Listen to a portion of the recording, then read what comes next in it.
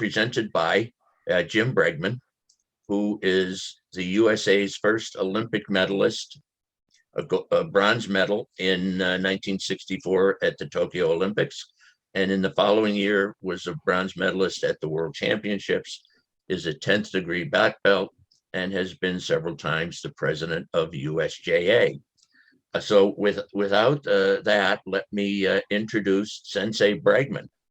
Thank you very much, Rob. And I'd like to welcome you all. It's a pleasure seeing you. And we're privileged today to have Donna Turk as our presenter and guest lecturer. She's been involved in judo since 1973. She's been a black belt since 1980. She's currently a 6th Dan. Donna is the USJA Promotion Board chairperson and has the necessary certifications. She's a certified rank examiner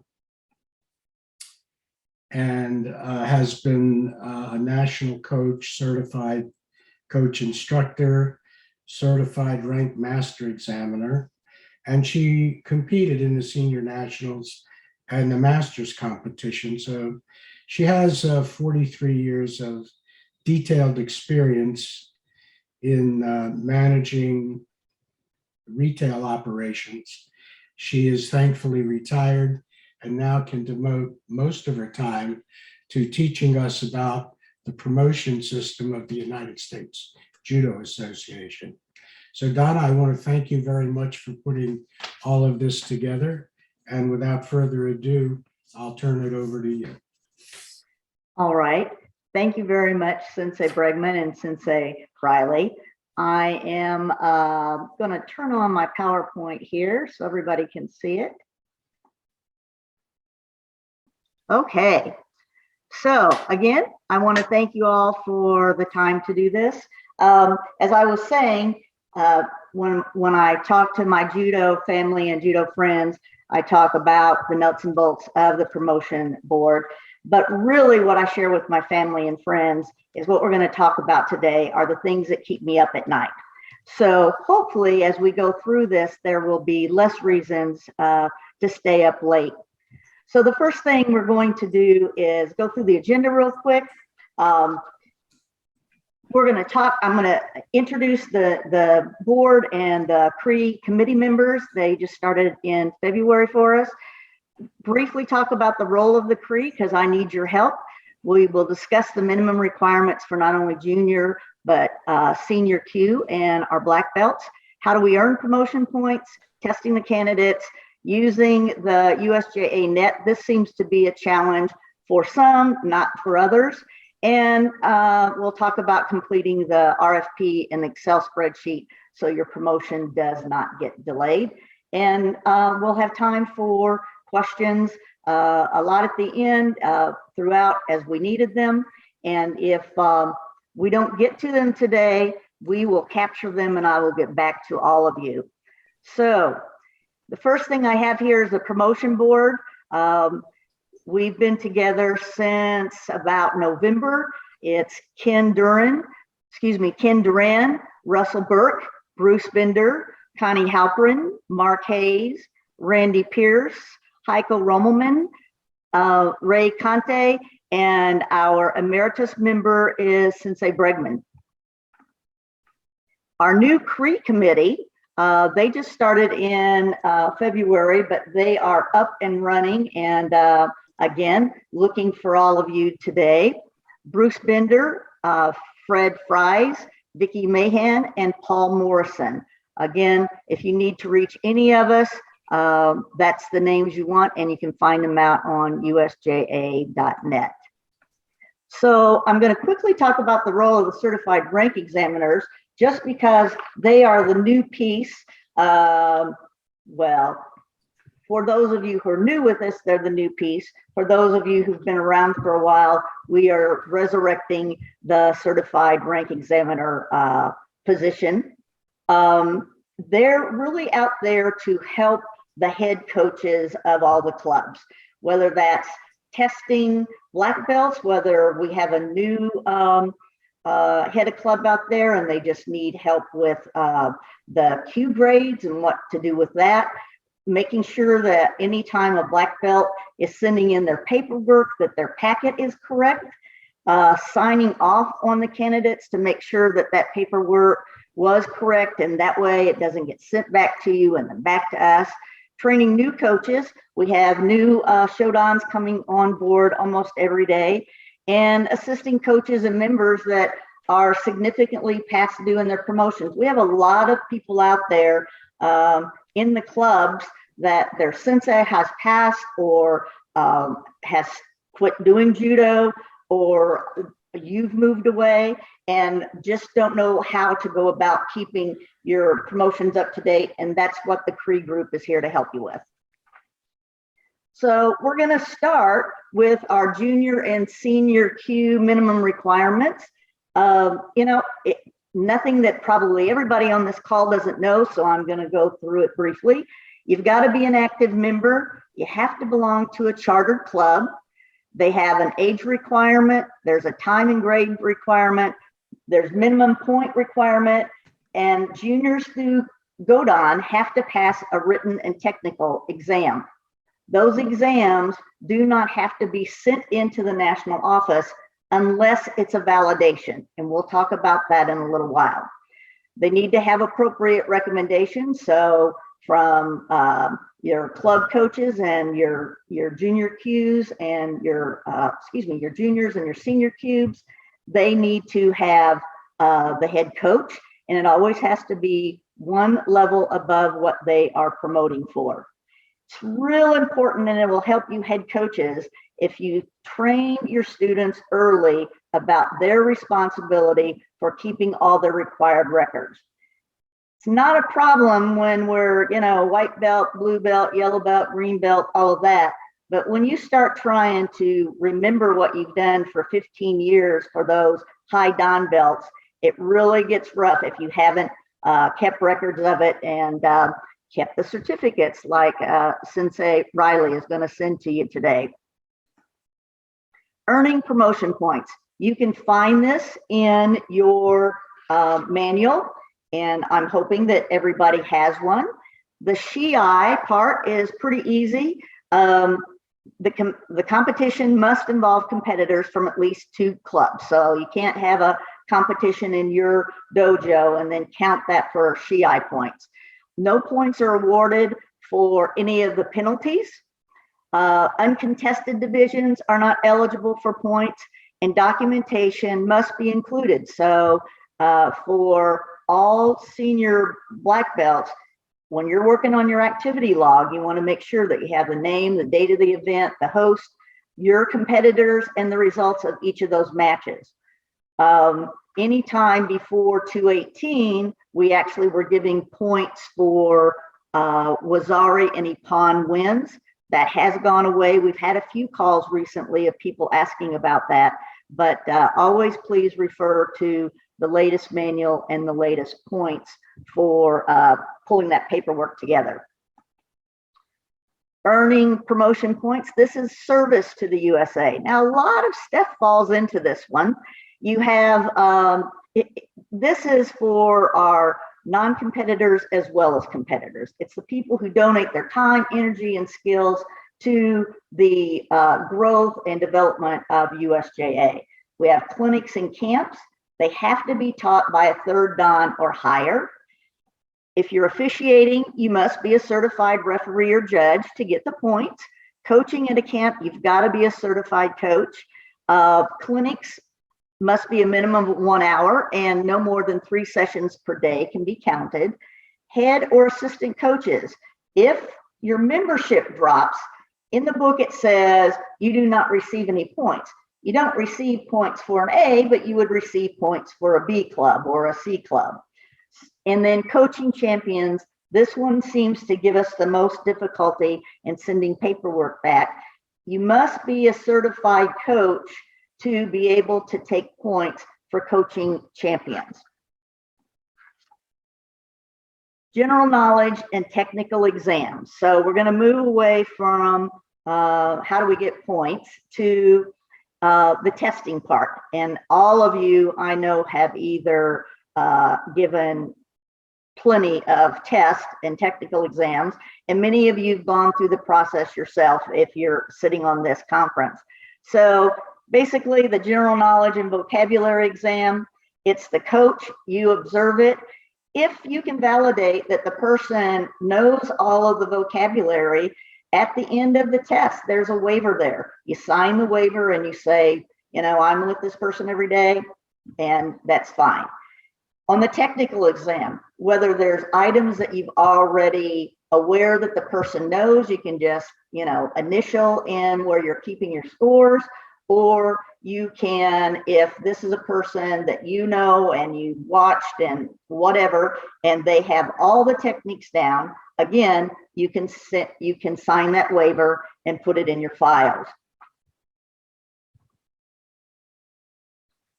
All right, RFP junior form looks pretty much like our senior forms. Please make sure that you have the current form. So go out to USJA when you're going to do a test and go to printable forms and hit that refresh button, and it will make sure that you have the correct form to be using. I know a lot of us like to keep those forms all printed up and in a file, and we try really hard from the national office if there's a change in those forms to let you know so you have the latest one. But always, it just helps if you go out there and pull it off when you're getting ready to test somebody. Make sure you fill in all the blanks. No handwritten documents. I would love to think that I could read all of your handwriting, but unfortunately, some of us are still working on that. So please make sure that you are filling it in with your computer. And then no electronic signatures. So a few questions about that on electronic signatures. It's really hard, especially with black belts, that you're trying to go collect everything. And, you know, after COVID, we're not at tournaments, you know, once a month. And so you can send this in an email to somebody. They can sign it and either scan it back to you or send it back to you in the mail, and you're going to have their signature on there. If you need to use multiple signature pages, that's okay too. Just make sure that we have it copied, but do not use what the computer writes in for you, and it's an electronic signature app to be sending these in at this time. All right, you have two options really when you are going to promote a junior or a senior Q, and that is you can either fill out the paperwork that we just looked at and mail it in to the national office to Tony, and he will process your paperwork there. If you want to make it more in better timing, you can go out to the USJA.net site. You have to sign on as a member. You can't go in, as everybody refers it, through the back door that everybody can see. You have to sign on. If you don't have a sign on, or you've lost yours or your password, if you give Tony a call, he will get that for you in probably about 5 minutes. He's pretty good at it. So I have my candidate. I've done their testing. They've done their vocabulary. They've showed us everything, and I'm going to sign on to USJA.net. The next thing I'm going to do is that's going to take us to the dashboard. And your dashboard, as you can see, my name up there right now, it gives me the clubs that I have. And what I want to do is move my cursor down. If you see the brown arrow there, there's a little box there that says promote. When I hit promote, it comes up with all of my students, and they'll either be eligible to be promoted or not. You see there's 2 green on my screen here, and both of them are ready to be promoted. So I move my cursor, and when I hit the promotion button, it will bring up this screen. The first thing you want to make sure is that we have the right person up there. You will fill in how many points that they have. You see there at the top, it's saying, yes, they've met all the minimum requirements. Where it shows awarded by, you want to make sure that you put your name in there. If not, it doesn't show up on the USJA website as you were the person that gave them their promotion. So I scroll down and it's going to next show me where I enter my points. It's going to automatically show me the amount of the promotion fee, not to be confused with certificate fees, but it's a promotion fee. This one happens to be $25. So I'm going to put the payment method in. Is it a check? Is it a credit card? Whatever. I'm going to scroll back down. I'm going to look at everything on the bottom of the page. And if I have everything in, then I'm going to click promote. It's going to bring up my members list. And I want to go back to that person that I just promoted and click on their name. When I do that, their name is going to come up, and I want to print a new members card and rank promotion certificate. So tonight, when I have class, I can present that to them. It will print off my certificate here. There'll be a blank there that says Sensei, and you're going to sign your name as Sensei to that individual. Donna, could I interrupt for just is what level can sign off on junior ranks and cues? One rank above the person. Well, you need to be a brown belt or a black belt to be signing off on the juniors, because you need a black belt in your club to have it chartered. Donna, do you need to be over the age of 18, or can we have some of our encourage some of our younger teenagers to start looking at ranks? I would say that they need to be a senior brown belt or black belt. I don't know that we have that defined, Vicki, but there's nothing that says that they couldn't sit on a panel with you and do their own scoring and you be able to give them feedback after that.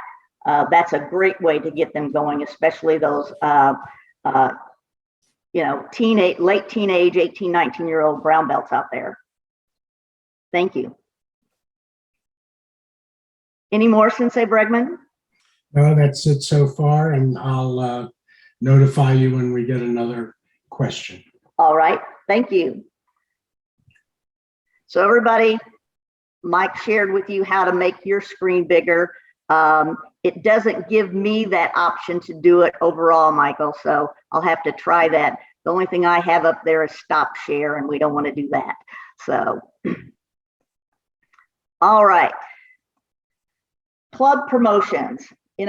There are a lot of these out there, especially, the smaller clubs and everything. But the problem is then that individual comes and wants to join another club and they don't have the rank credentials that they need. So please, make sure that your students are getting signed in to USJA from the very beginning and that you are not holding off on doing the club promotions. Now, I know on one of my junior clubs, I had a club certificate, but they were also members of USJA. So they got 2 certificates.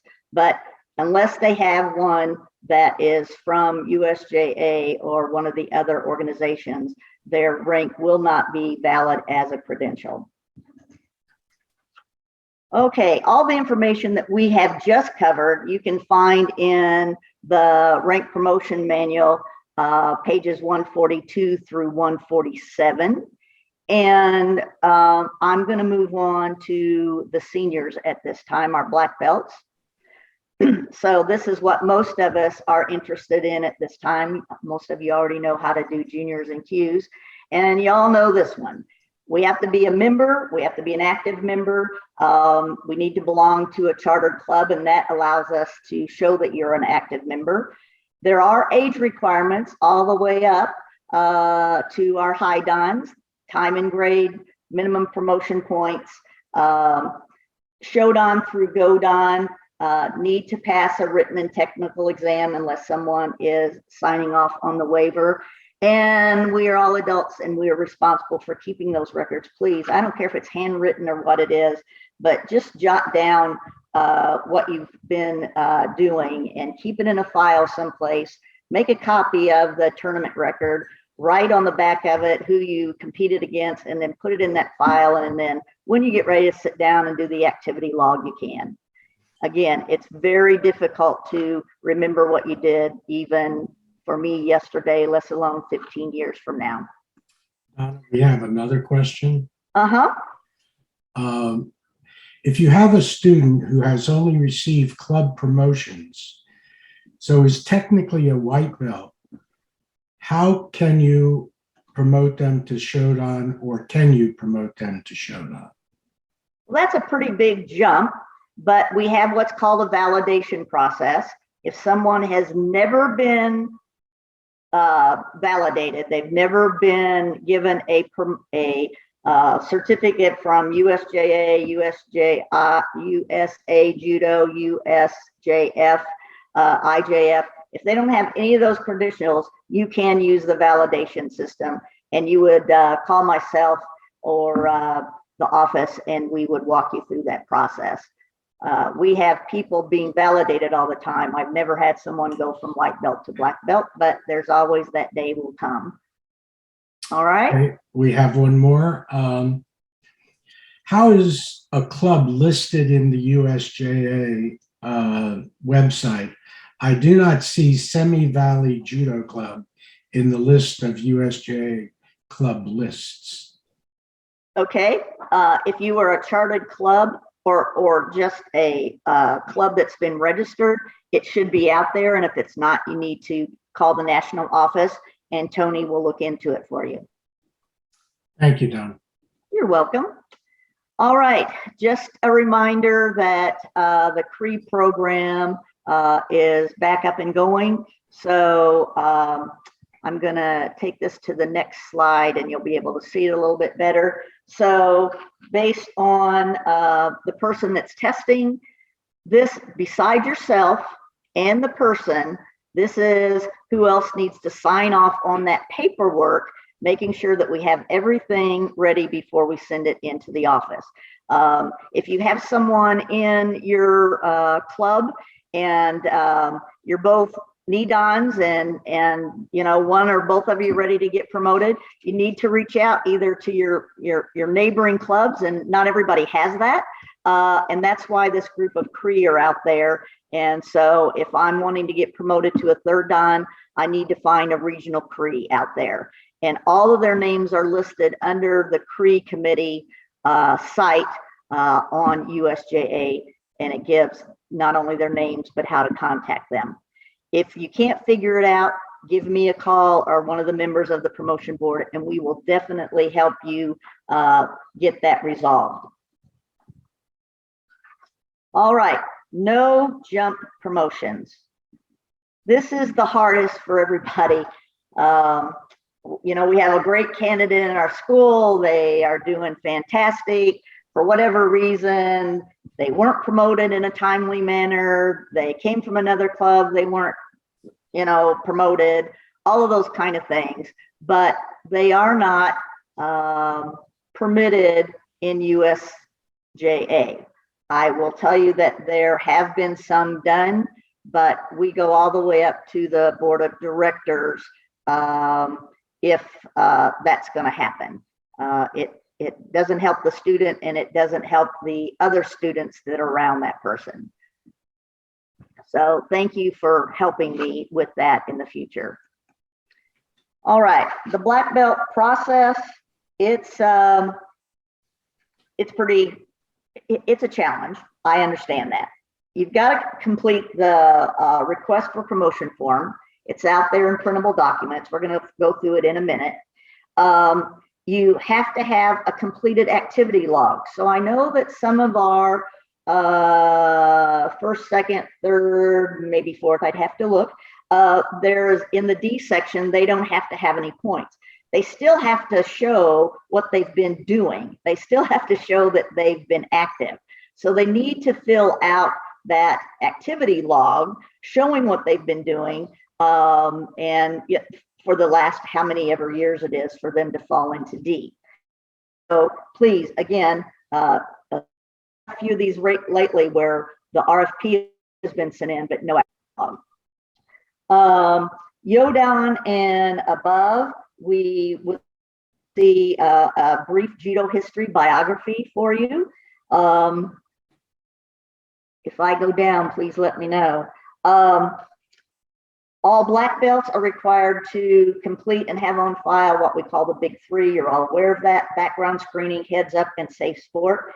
And the important thing for everybody to hear on this one is, if whomever is testing you also has to have the big three completed and active. You are supposed to submit a passport picture. That's how they get it out there on the system. It's really nice when we're looking through promotions. And I think it was Jim Webb said, I haven't seen some of these people for a while. And it's nice to be able to go out there and go, oh, I know who that person is. I think they've gotten a little older, but hey, I know who that person is. So please send in those passport pictures. Any non-USJA certificate, you need to make a copy of that and send it in. The others we have copies of. It's on your profile. That's not a problem. And then you submit all that stuff into the national office with your non-refundable processing fee of $35. Request for promotion form. Looks pretty much like the junior form. The first page is nothing but basic information about the student and the instructor. The rank categories, the levels A, B, C, and D. There has been all kinds of interesting discussions before I came into this role, and as I've come into the role, learning from everybody, all of you and more. There's all different kinds of stories around this. Bottom line, it basically gives you 4 categories. And the person that's out there that's coming to class every night, working harder, going to tournaments, they're going to be able to get promoted in less time than the person that's working, going to school, all of those things. So that's what that originally was put in there for. And that is how we've used it in the past.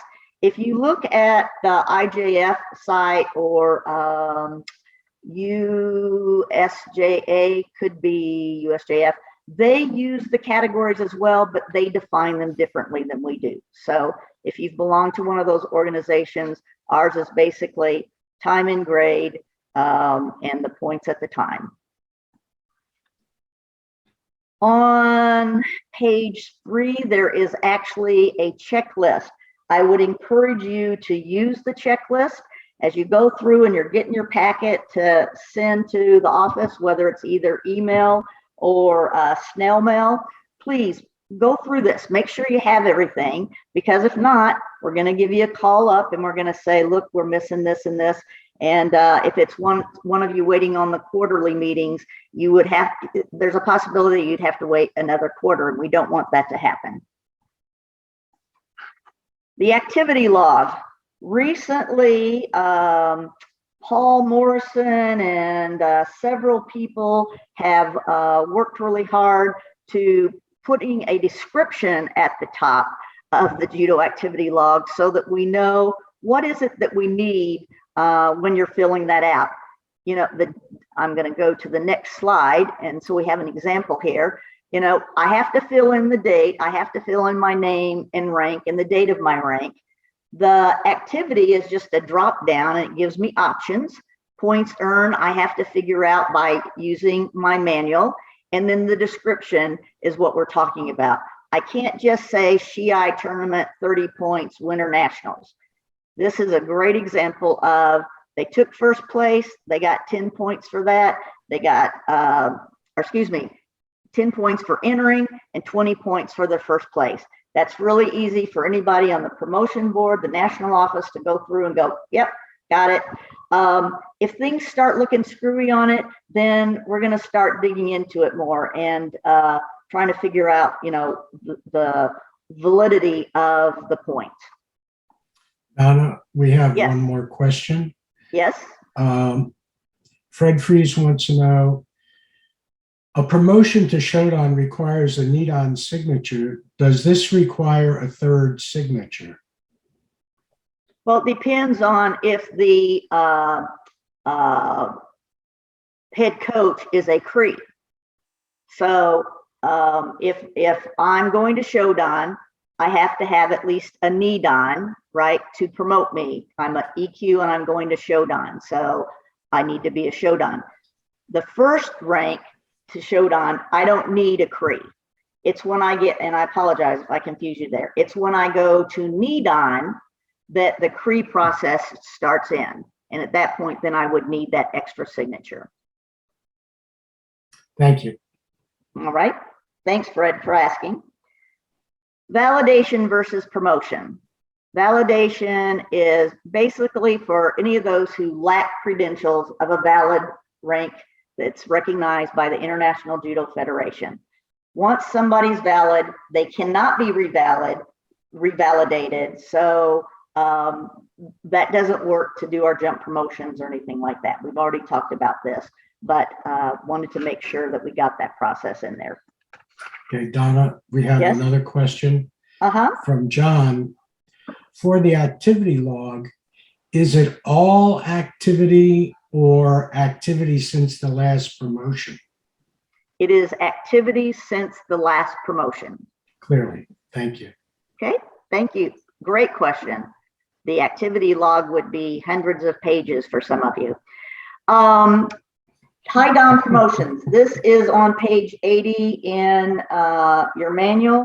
Basically, all ranks up to and including 8th Dan require specific number of points with increasing higher level activity. And the level is either local, regional, national, or international. Consideration of the promotions to the 9th and 10th Dan obviously are very exceptional. And it's for this reason, not only does the promotion board look at what they've done since their last promotion, but they also look at their lifetime activities and achievements through their judo career.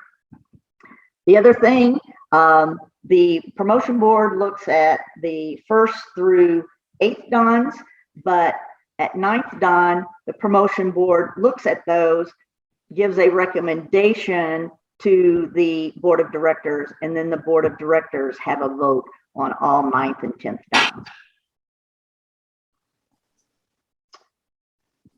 So let's talk about 9th and 10th dans. There's a handful of 8th dans out there that I'm sure are looking. Although 9th and 10th dans do not require promotion points, those are required to submit documentation covering what they've accomplished. It's very difficult if, one, we don't get any paperwork, or all we do is get the first page of the RFP and then be able to figure out what somebody's lifetime achievements have been. So we ask you to do a judo biography. You need recommendations from other high dan black belts, and these are written recommendations versus a signature on your RFP. Again, no different. You have to have a current and maintain USJA membership. You have to have a current background, safe sport, and heads up concussion training. 9th, 10th, and sometimes 8th dan candidates like an advocate to come on to the promotion board and talk on their behalf. And we always make sure that we ask those candidates ahead of time if they'd like someone. I would recommend that you look for a high dan to do that for you and talk about all of your life achievements versus one of your students.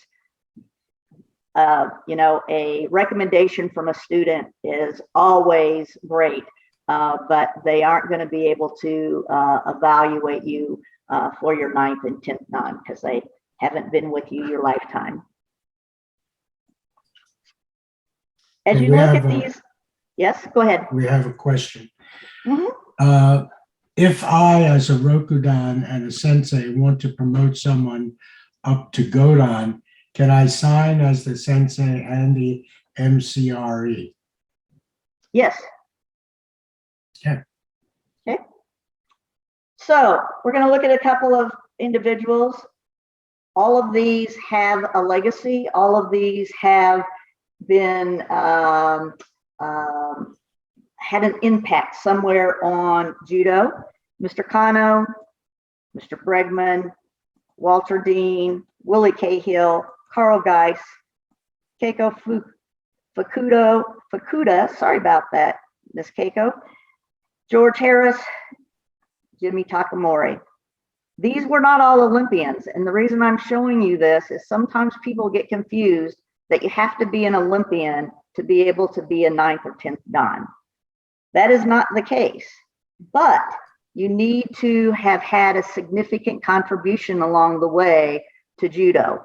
If you were sitting at a table with these individuals, would you fit in with them, or would people be wondering why you were sitting at the table with them? So as you look at your high Dan ranks and you're going for your 9th Dan and you're going for your 10th Dan, and that will be probably for the younger group on the call, way past my time. But look at what these each individuals have done and the impact that they've had to judo over their lifetime. And then as you're going through looking at yourself, that should also help you put your packet together. What is it? What is the story I need to tell if I want to be promoted?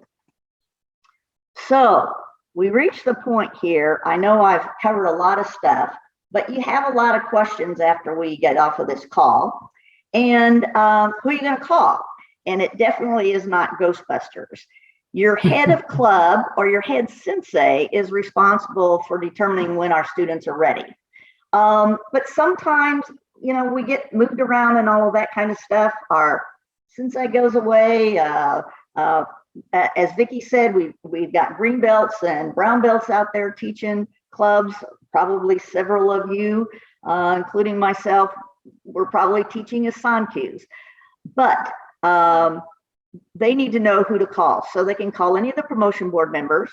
You can call any of the CRE committee members. You can call any certified rank examiner that's out there. And so at the bottom here, you see, you go to USJA.net. You have to log on as a member.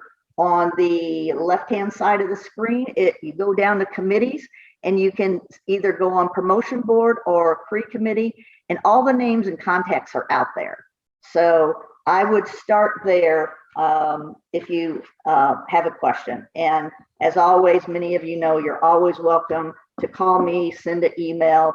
I enjoy sharing stories of a few years ago when we were playing on the mats. So there's a couple of miscellaneous things that I know is going to be out there. First of all, promotions are not automatic.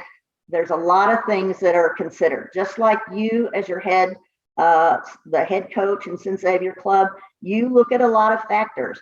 Everybody's not the same. And so we have to be able to look at that and say, is this person ready? Do not promote somebody before they're not ready. The most verifiable the data, the more consideration the candidate receives. So the more we can say, yep, they've done this, you've got it documented, the easier it is for yourself or us to review that. We are definitely not looking to block promotions. Our job is really to help you in every way, get your paperwork, get everything pulled together so that when you go in front of the board, you do get promoted. But we also have to establish consistency throughout the evaluation of all members. So we see a lot of people, some people think they're ready to be promoted and they're not. Some people think they're not ready to be promoted and they are. When you pull the packet together and you're writing your bio, please think about what have you done to contribute to judo since your last promotion. That's the story that you want to tell. With our 9th and 10th dans out there, what are your lifetime achievements? And if there's someone out there that you want to join us on the call to talk on your behalf, let us know. And this week, actually, we were thrown around for 9th and 10th dans. Some of you may want to get on the call yourself and let the promotion board ask you questions, I guess like a dance recital or something. But more to come on that one. So takeaways. If you are not a certified rank examiner and you are currently assigned on, get out there, complete your CRE application, and Bruce Bender and the CRE committee will schedule you for a Zoom clinic. It's not even an hour. It just makes sure that you go through a lot of things that we've gone through today, allows you the opportunity to ask questions in a much smaller environment. And we need your help. If you don't have a USJA Judo rank system manual, go to the store on USJA and get one. The nice thing that we've been doing for since the October 2020 manual is if there is a change, we post those pages on printable forms, the very top section where you can print them off and put them in your book, and you don't have to get a new book. We also ask Tony and Michael, if at all possible, to send announcement out to you that there's been a couple of changes in pages and to go and print those off. The third, go back to your clubs, review all your club members and get their promotion ranks up to date. We have several members out there that have not been promoted in years, and yet they're in active clubs. There might be a whole lot of reasons why, but if they're out there and they're ready, let's make sure that we're focusing on that for them. Donna, With that said, I am gonna turn it back to Sensei. Do we have more questions? we have one more question, and if anyone in the audience has additional questions, I would like to encourage you to go ahead and send the note in, and I'll ask Donna. The one question we have is this: will attending this clinic that you've just given qualify a person to be a CRE? Well, not at this point. You have to fill out the application, and then you have one of two choices. You can either send us in a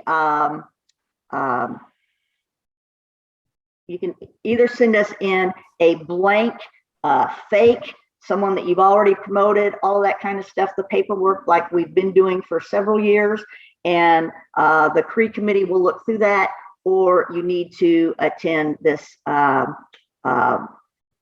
need to attend the CRE clinic. After this call though, thank you whoever asked the question, Jim, Bruce and I will get together and we will look and see if everything that we cover in CRE has been covered here. And if so, it might just be a quick phone call.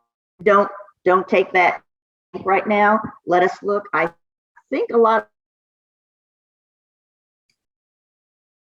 Okay, Donna, you're frozen.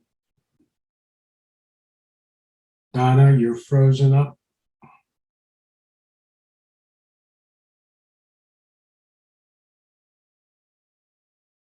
Okay, I'm not sure what the situation is here. No, I'm working on it, Okay. but I can't see at this point. That seems to be unique to her connection. Right. So fortunately or unfortunately, we seem to be at the end. So Sensei Bregman, turn it over to you.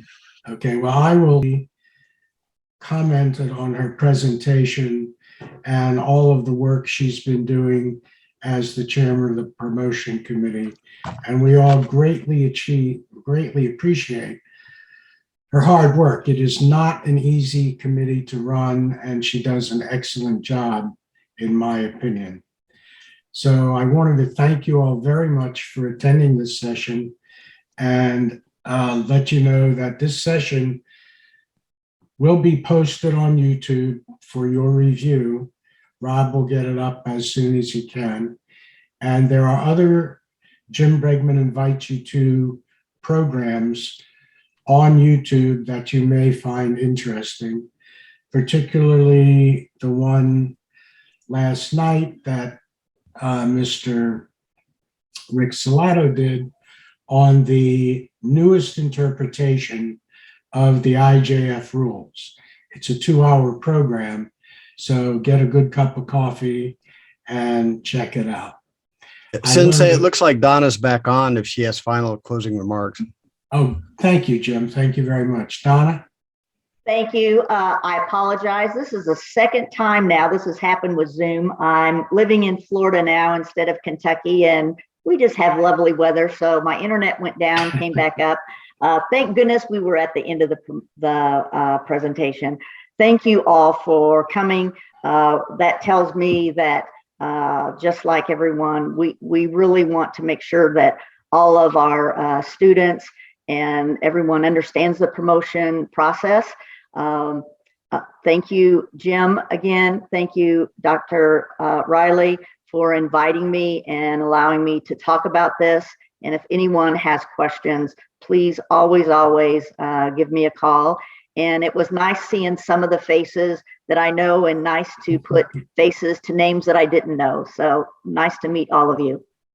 Don, I do want to tell you that many of our guests tonight have written you notes of appreciation for the work you've done on the promotion committee, and particularly this presentation. They have all found it very informative.